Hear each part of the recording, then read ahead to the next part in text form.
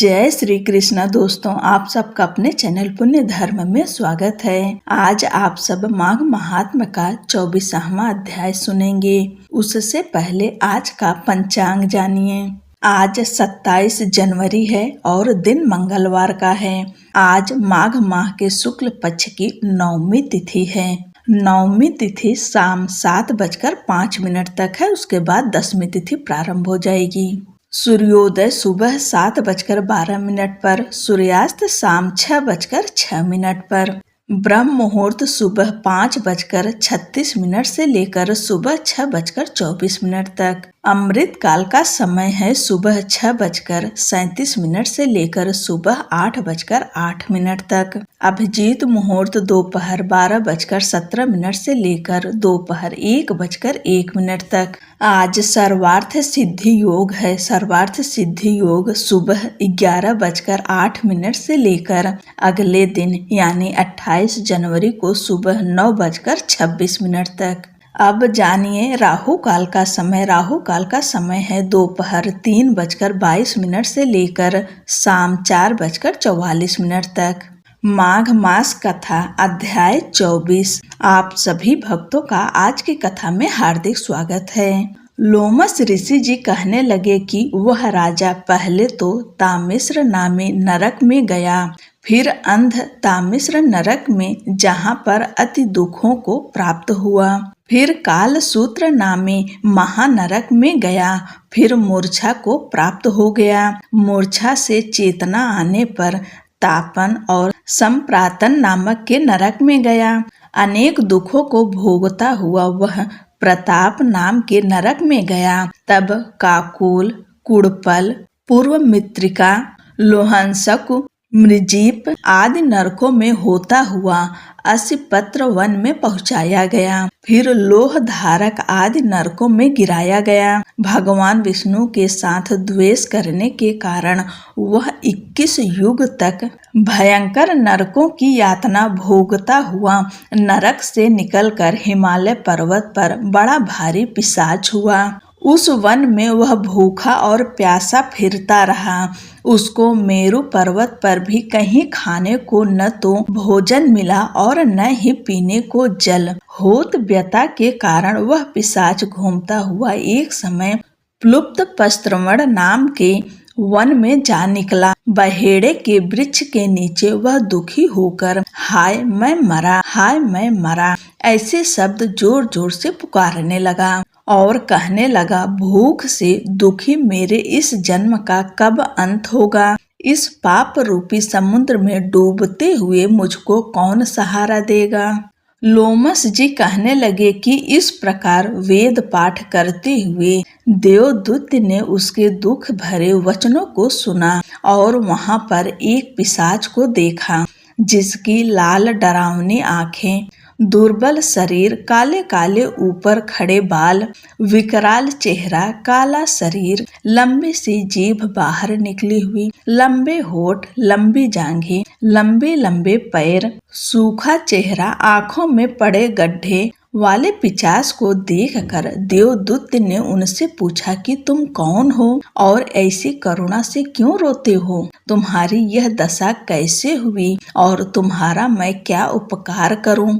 मेरे आश्रम पर आ जाने से कोई प्राणी दुखी नहीं रहता और वैष्णव लोग आनंद ही करते हैं। सो हे भद्र, तुम अपने इस दुख का कारण जल्दी कहो, क्योंकि विद्वान मनोरथ पाने के लिए विलंब नहीं करते। ऐसे वचन सुनकर प्रेत रोना बंद करके विनीत भाव से कहने लगा कि हे द्विज, किसी बड़े पुण्य में मुझको आपके दर्शन हुए। बिना पुण्य के साधुओं की संगति नहीं होती। और फिर उसने पहले जन्म का वृत्तांत कहा कि भगवान विष्णु के द्वेष के कारण मेरी यह दशा हुई है। जिस हरि का नाम यदि अंत समय में मनुष्य के मुख से निकल जाए तो मनुष्य विष्णु पद को प्राप्त होता है, जो सबका पालन करता है। उसी से मैंने द्वेष किया। यह सब मेरे कर्मों का दोष है। जिसकी ब्राह्मण तप द्वारा प्रार्थना करते हैं। ब्रह्मादि देवता, सनकादिक ऋषि जिसको मुक्ति के लिए पूजते हैं, जो आदि मध्य व अंत में विश्व का विधाता और सनातन है, जिसका आदि मध्य और अंत नहीं है, उस भगवान के साथ मैंने द्वेष किया। जो कुछ पुण्य किए मैंने पहले जन्म में किए थे, वह सब विष्णु की द्वेष रूपी अग्नि में भस्म हो गए। यदि किसी प्रकार मेरे इस पाप का नाश हो जाए तो मैं भगवान विष्णु के सिवाय किसी और देवता का पूजन नहीं करूँगा। भगवान विष्णु से द्वेष करके मैंने बहुत दिनों तक नरक यातना भोगी और पिशाच योनि में पड़ा हूँ। इस समय मैं किसी अच्छे कर्म के योग से आपके आश्रम में आया हूँ, जहाँ पर आपके सूर्य रूपी दर्शन ने मेरे दुख समान अंधकार को दूर कर दिया है। अब आप कोई ऐसा उपाय बताइए जिससे मेरी यह पिशाच योनि दूर हो, क्योंकि सज्जन पुरुष उपकार करने में देर नहीं करते। देवदूत कहने लगे कि यह माया देवता, मनुष्य, असुर सबकी स्मृति को मोहित कर देती है, जिससे धर्म का नाश करने वाला द्वेष उत्पन्न हो जाता है। जगत के उत्पन्न करने, रक्षा करने और नाश करने वाले जो सब प्राणियों की आत्मा है, उनसे भी लोग द्वेष करते हैं। जिनके अर्पण करने से सभी कर्म सफल होते हैं, उनकी भक्ति से मुख मोड़ने वाले मूर्ख कौन सी गति को प्राप्त नहीं होते। चारों वर्णों का वेदोक्त हरि का भजन करना ही उत्तम है, अन्यथा कुमार्ग में चलने वाले मनुष्य नरक के गामी होते हैं। इसी कारण वेद विरुद्ध कर्मों को त्यागना चाहिए। अपनी बुद्धि से बचे हुए धर्म के मार्ग पर चलने से मनुष्य परलोक के पथ का भी नाश करते हैं। वह वेद, देवता और ब्राह्मणों की निंदा करते हैं। झूठे मन कल्पित शास्त्रों को मानने वाले नरक में जाते हैं। देवाधिदेव विष्णु से विमुख होने वाले नरक में जाते हैं, जैसे द्रविड़ देश का राजा नरक में गया। इस कारण इनकी निंदा नहीं करनी चाहिए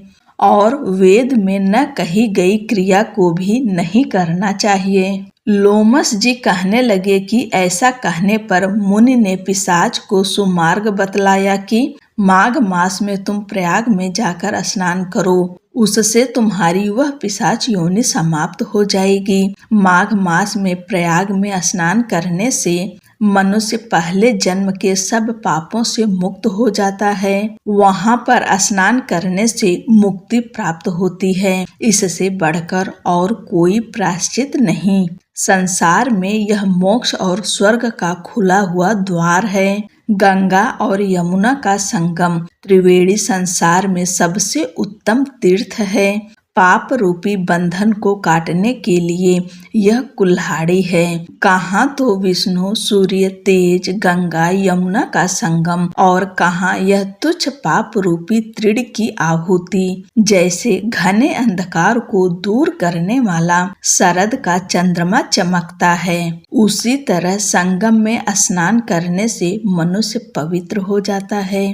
मैं तुमसे गंगा यमुना के संगम का वर्णन नहीं कर सकता, जिसके जल की एक बूंद के स्पर्श से केरल देश का ब्राह्मण मुक्त हो गया। ऋषि के ऐसे वचन सुन प्रेत के मन में शांति उत्पन्न हो गई, मानो सब दुखों से छूट गया हो।